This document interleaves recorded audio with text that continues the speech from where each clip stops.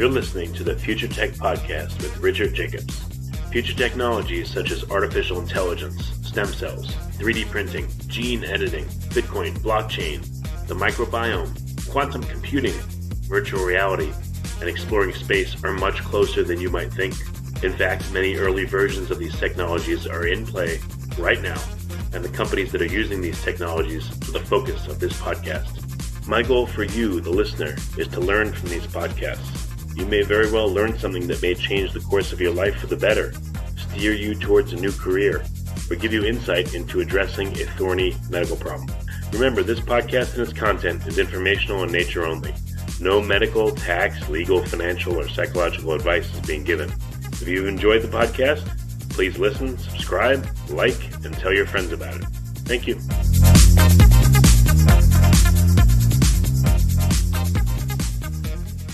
Hello, this is Richard Jacobs with the Future Tech and Future Tech Health podcast. I have Dustin Lindblad. She's a yoga teacher, and she also practices this unusual type of yoga, I think unusual, called Velo Slackline Yoga. And she was featured in the Wall Street Journal earlier this year. It talks about her as a woman walking on air. And I've seen slacklining. It's, my description won't be very good of it, but it's what you'd see probably in a circus, you would think. A person walking on a string, so it looks like they're walking on air. Looks very difficult, but really cool, maybe frightening. But we're here to hear about it. So, Dustin, thanks for being here. Thank you very much. Thank you. I'm glad to be here. Yeah. So, how did you first get interested in doing such a thing, slacklining? Oh, great. Yeah, that's a great question. I guess for decades, I've been interested in movement, and I've practiced yoga for quite a while, many years. And I was also interested with acrobatics, and I did acro yoga. And I had many friends within that sector. And some of my friends also practiced slacklining, and I became introduced to it that way. And I found it to be a wonderful activity to help build up my strength, balance, and endurance. And because I was naturally flexible from my yoga practice, that helped tremendously too. But I just found it to be a wonderful complement to my practice. And I can also talk a little bit more about what slacklining is, if you'd like. Yeah, go ahead. What's your definition of it? For me, it looks like you string a string between, like two trees and climb up and walk along it. What is it? Sure. Basically, in essence, slacklining consists of stretching usually a 1 inch or 2 inch wide piece of webbing between two anchor points. Oftentimes that is trees, but it can be X-frames. It can be really any type of stable, upright, vertical structural piece. And then what happens is the webbing is suspended within the air, and the tension can be adjusted to suit the user. And you can then be on top of the slack line and pass through various movements upon the webbing. And usually people identify slacklining with standing and walking, but my particular practice includes sitting, kneeling, laying down, and even back bends, in addition, of course, to standing and walking. So it encompasses a wide gamut of movement activities on the slackline, which is great.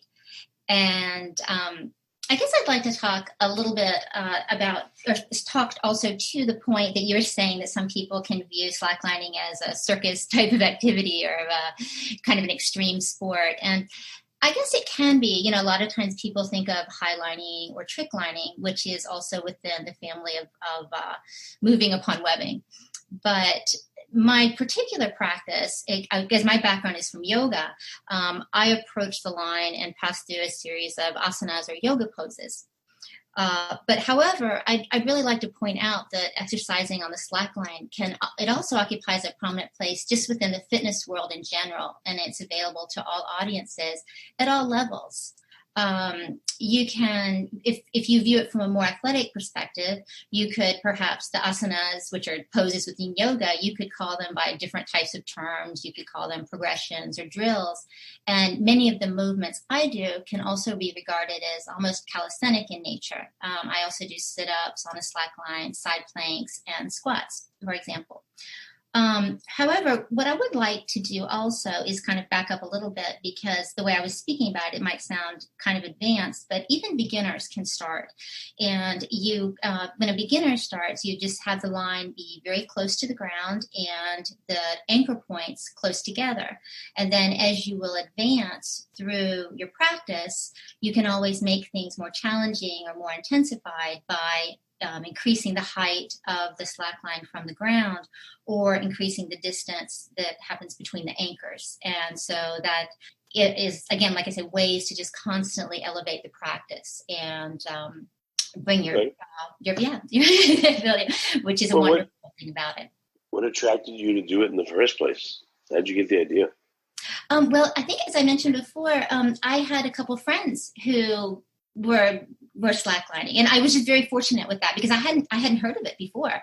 I wasn't familiar, and my friends were doing it, and we were doing acrobatics, and then sometimes they would take breaks from the acrobatics and put up a slackline and jump on the slackline and start doing some moves and walking around. And the particular friends I had were also, fortunately again for me, interested in yoga. So therefore I became exposed to doing yoga on a slackline, and which was great. And so that's how I came to, and then it just was really appealing to me. It became a big part of my practice.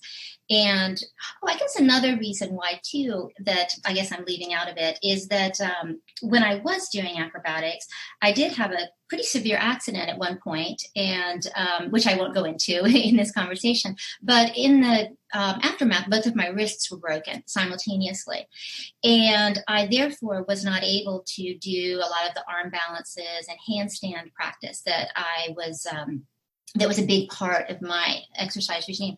And so slacklining had a really strong appeal for me, because I could sit on the line, I could walk on the line, and I could do activities that really kept me moving and challenged me with my balance, but I didn't have to put weight on my hands or my wrists during the time that I was healing.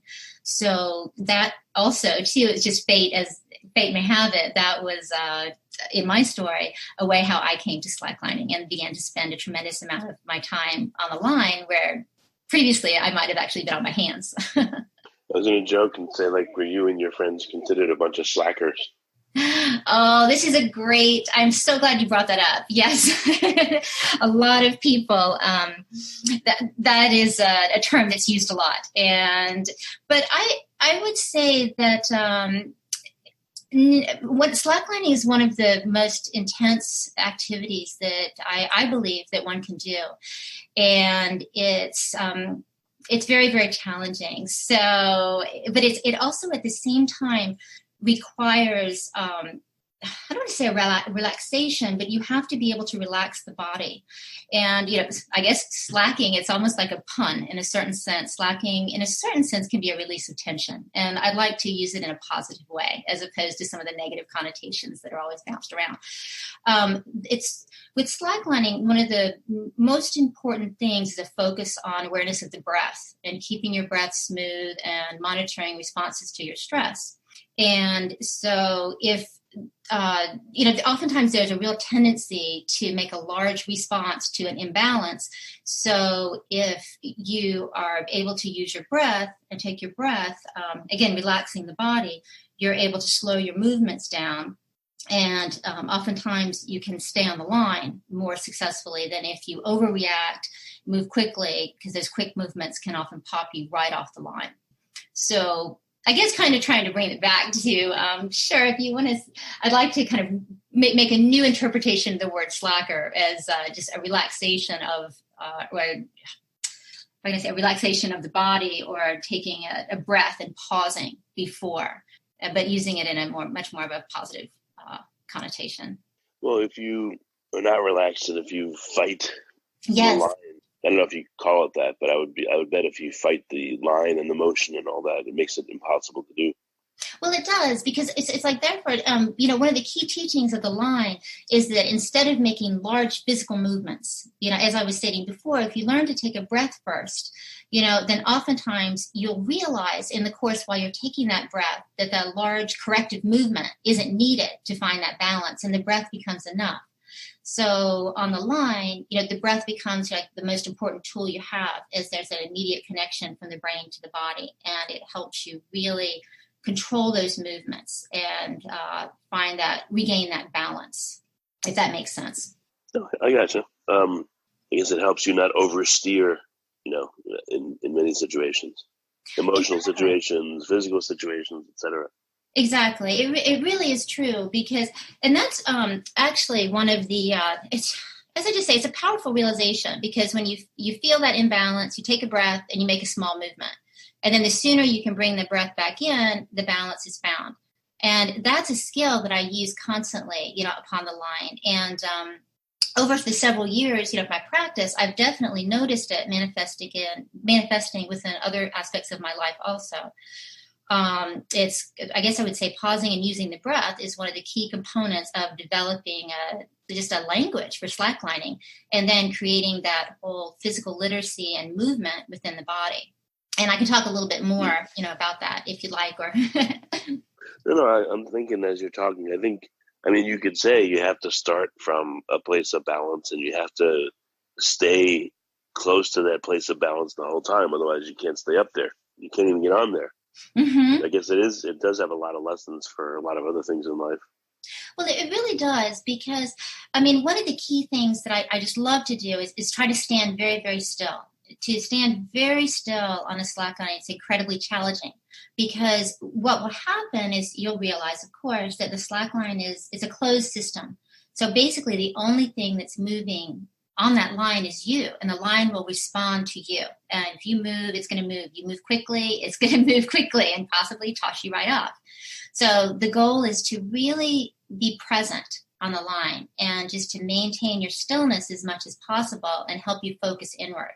And that way you don't overreact to imbalances, because, of course, as we just were discussing, every movement you make in one direction, you're then going to have to correct in the other direction to regain that balance.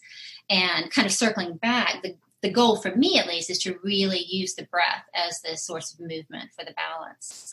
And it's great. And it really begins to build, like I was trying to get at before, a bit of physical literacy within the body and a way of moving. And, of course, everything we're just talking about, it can work as metaphors for other places and times within our lives, too. And, which is great. So what would you say the benefits of slacklining are above and beyond doing yoga on the ground normally? Sure. Well, it's basically what I was kind of just getting at, with that ability to pause, and that ability to take that breath, and that ability to not overreact. Again, because on a slackline, you're going to pop right off. So I have, over time, I've been slacklining for almost 4 years now, and I am really confident that my overall sense of balance, has dramatically increased since before I began slacklining. My yoga practice was amazing. You said about the difference between the yoga and slacklining. My yoga practice was wonderful, and I really enjoyed it. But slacklining, really took it to a whole other level, because my yoga mat, which was just a regular yoga mat, all of a sudden it became 1 inch wide. Which is like the width of the webbing. And so everything become, as I was saying, exponentially more challenging, and you have to start to move much more slowly. So transcend kind of the biggest advantages is, as I was kind of getting back to, is I really feel my overall sense of balance, within moving through just my life has really, the sense of balance has dramatically increased. And I started to notice it actually, maybe the second year of the practice, just will be like a tangible example. I live in New York City, and on the subway cars, jolts on a subway car, people jumping in front of me while I'm walking, and then breaks in the pavement. And I began to notice, wow, I'm reacting a little bit differently. I'm really, have a stronger sense of awareness of where I am in space, and how to avoid possible just collision or something like that. And it's wonderful. I just, like I said, began to realize that I was much better equipped to navigate through these situations. my core had become much more solid, and I became more secure within my footing. I mean, these are kind of just like little tangible things I'm throwing out, but I really began to notice that. And again, also I come back to the breath, and just I'm hoping, my approach toward working through situations that are challenging. I had that not too long, but maybe that extra split second, which to pause and think about it, which sometimes can really mean the difference in the outcome of the situation. And I think the slacklining helped me, with all of that. So what do you teach other people specifically to do slacklining, and what's their experience? I do. It's different for each student, because each student, of course, comes with their own background and their own types of ability, movement, and aptitude, and their interests.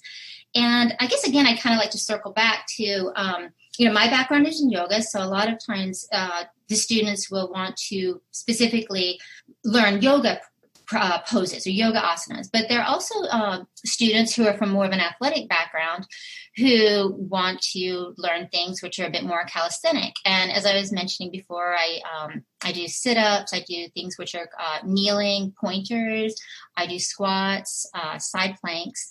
So I kind of tailor it to what the student would like to learn and their goals, because slacklining is very versatile. It's and it's not really as esoteric, I think, and what's the word? Fantastical. Like I said, that because some people do, they always come there, are you in a circus? And it's like, no, this can really just be a very normal activity for people. And I think that's one thing that I would, with this podcast too, I'd love to tell people is it's very accessible if you just spend some time and you have the desire to do it. It's a great activity. And again, it really spend the time it's really accessible. Do you wear shoes when you do it, or you go barefoot? I mean, is there a better way to do it versus others? I wouldn't say that there's one way that's better than the other, because again, people are always different. A lot of people do prefer to be barefoot, and I completely understand that, because then your foot is really feeling the line of all the nuances. I myself use martial arts shoes. They're very thin little shoes that I get in Chinatown, and it actually was out of necessity. Again, I live in New York City, and I slacklining here, and oftentimes there might be little things on the ground, glass and bottle caps and stuff. So I use the little shoes, but they're very, very flexible, and I would encourage either one of those, barefoot or martial arts shoes. I think that stiff shoes would be very, very challenging, because you just can't move your foot enough. And as you start to progress and do more advanced moves, especially when you're squatting or you're actually starting to do, 180 and 360 turns on the slackline, for me, it's very important to really be able to feel the nuances of my different parts of my feet on the line, whether it's the heel, whether it's the ball of my foot. And also, too, I've recently been experimenting with really going up on my toes a lot. And again, that I find is very, you really need to have a flexible shoe for barefoot. Have you ever seen the video of, I forget his name, but it was like the 1970s. He slacklined across the Twin Towers. The petite, yes. Yes. Yeah, that's akin to highlining, which is another part of the sport, but it is very different from what I do. But a lot of people definitely begin to think about the petite within the conversation of slacklining. But Did you ever use that wand? Do you ever use that wand he had, or that cross member that you hold? No, I don't use anything at all. I just use my hands and my arms. And actually, a lot of times when I'm challenging myself, I try to remove my arms from the practice. And what I mean by that is that I'll, clasp my hands in front of me, or I'll clasp my hands behind me or over my head. And what that does is it, of course, decreases. I can't use my arms for balance, and it makes it more challenging, because, of course, when your arms are straight out and your leg, and you look like a bit like a starfish, that would be, of course, one of the easiest poses to balance while standing. But when you bring your your limbs more compact, it becomes a lot more challenging. And I tend to like to do that. So that's something I like to do. What's next for your practice? I mean, have you thought about setting up maybe like a webbing of several different slack lines that cross at different angles, and you could walk around the webbing, or what else would you like to do with it?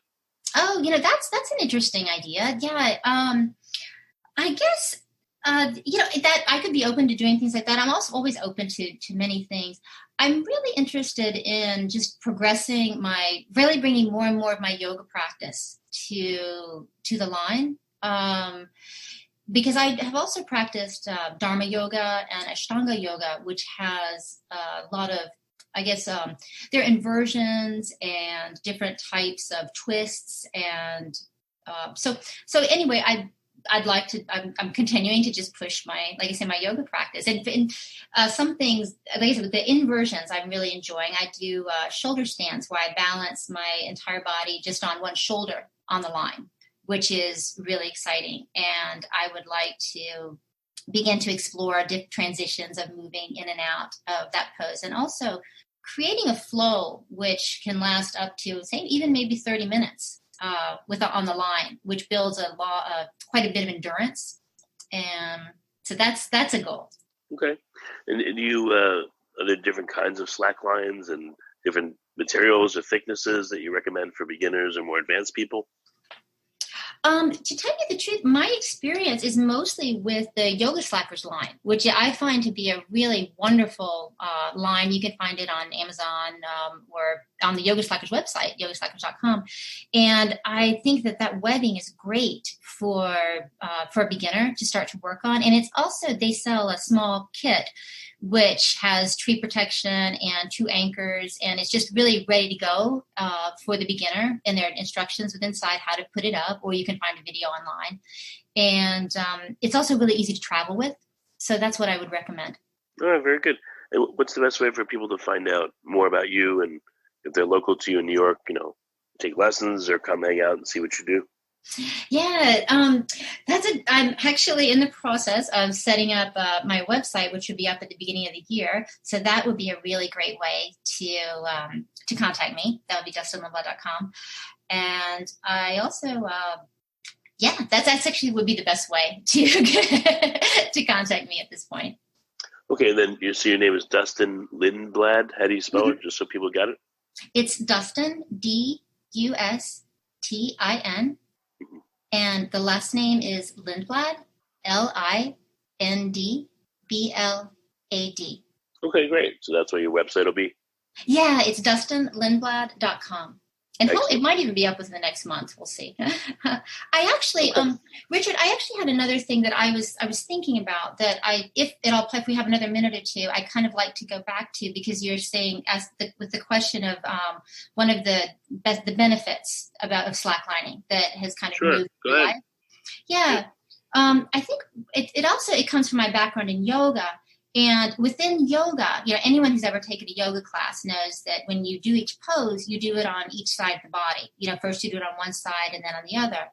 And I've taken that to my practice of slacklining. So whatever type of pose I'm working on the slackline, whether it's a different type of back bend, whether it's a twist, whether it's kneeling, whatever it is, a sit start, I will practice it on one side and then on the other. And I really, with my goal of building an ambipedal strength, which is like having the strength on both sides or with both feet, basically. And because a lot of times when you talk to someone who is in sports, say gymnastics or soccer, there's a prioritization upon a dominant side. And, one side being the stronger side to do a certain move or to do a certain type of, activity. And so one of the most beautiful things that I've found with slacklining is the ability to just explore and practice these movements on both sides of the body. And with my goal of being able to find the balance symmetrically for both sides, which I think is just a really healthy approach and outlook toward fitness. I would think with balance comes strength and stability, but that makes more sense to me. Yeah, it's true. That's really, really true. I mean, the slackline is a wonderful way to build the balance, the strength, and endurance and flexibility. And it's funny because I've had people ask me, is the longer that you do a certain activity on the slack line, say you're standing or you're walking, the question is, or the comment is that they believe that there might be less strength becomes required as more technique, becomes achieved. The higher your technique, then the less strength, and you just keep relying more and more on the technique. And I think that, that can be true and it's correct, but only if the variables don't change. Because one of the, really beautiful things about slacklining is that as soon as one move becomes very accessible, all you have to do to intensify the challenge is to increase the height of the line off the ground. And I mean, basically just make it a little bit higher or make your line a little bit longer. And automatically, this instantaneously results in a difference in tension. And it creates a very new exercise, with very new demands on the body, which then pushes you back into what we were talking about before, building that strength again, in addition to the balance. So it's a great loop. Okay, well, very good. Well, Dustin, I appreciate you coming on the podcast. It's been a good call. Great. Yeah, I thank you very much for having me. I really enjoyed speaking with you. This has been great.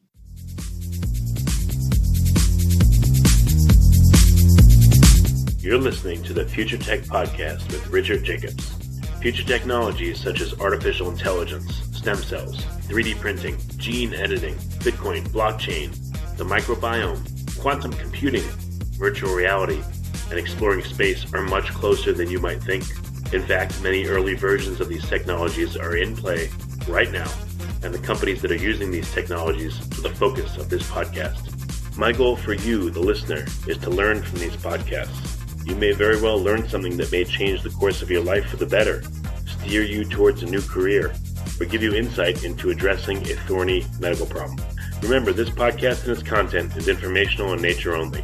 No medical, tax, legal, financial, or psychological advice is being given. If you've enjoyed the podcast, please listen, subscribe, like, and tell your friends about it. Thank you.